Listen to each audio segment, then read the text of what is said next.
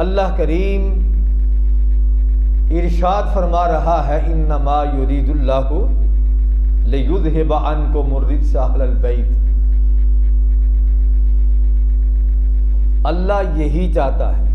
انما کلمہ حصر ہے، اللہ یہی چاہتا ہے کہ اے نبی کی اہل بیت تم سے ہر قسم کے رجس کو پاک کر دے، تم سے دور کر دے،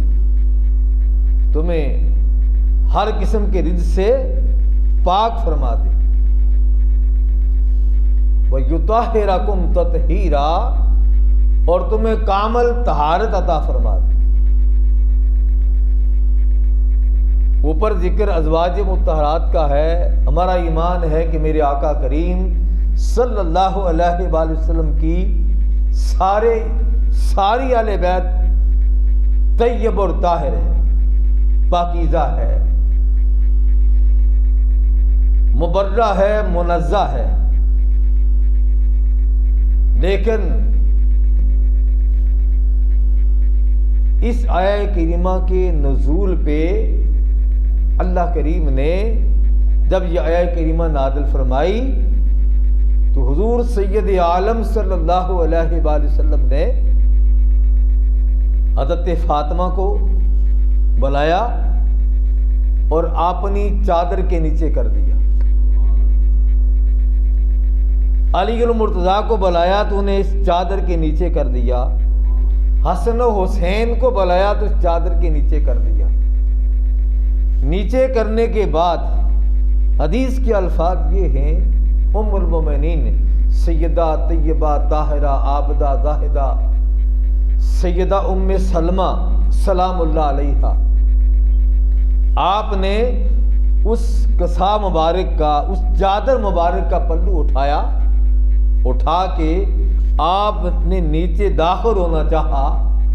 تو میرے آقا کریم نے فرمایا انت خیر، اے ام سلمہ تو خیر پہ ہے، بہتر ہے۔ اب اس چادر کے نیچے جو ہستیاں آ گئی ہیں، اللہ کی منشا یہ ہے کہ ان کے نیچے یہی 5 ہوں گے، تاکہ امت پہ واضح ہو جائے کہ 5 تن پاک کون ہے۔ اگر منشا ازدی سیدہ ام سلمہ کو بھی اس کے نیچے داخل فرمانا ہوتا، آقا اس کے نیچے انہیں داخل فرما دیتے۔ اور اللہ کریم کا ارشاد کیا ہے کہ وَمَا يَنطِقُ عَنِ الْهَوَىٰ إِنْ هُوَ إِلَّا وَحْيٌ يُوحَىٰ، میرا نبی اپنی مرضی سے کوئی کلام نہیں کرتا، جب کلام کرتا ہے تو میری طرف سے وحی ہوتی ہے۔ اس سے ثابت یہ ہوا کہ وحی الہی یہی تھی کہ میرے محبوب اس چادر کے نیچے آپ ہوں گے، علی ہوں گے، فاطمہ ہوں گی، حسن ہوں گے، حسین ہوں گے۔ اللہ کا منشا یہی ہے۔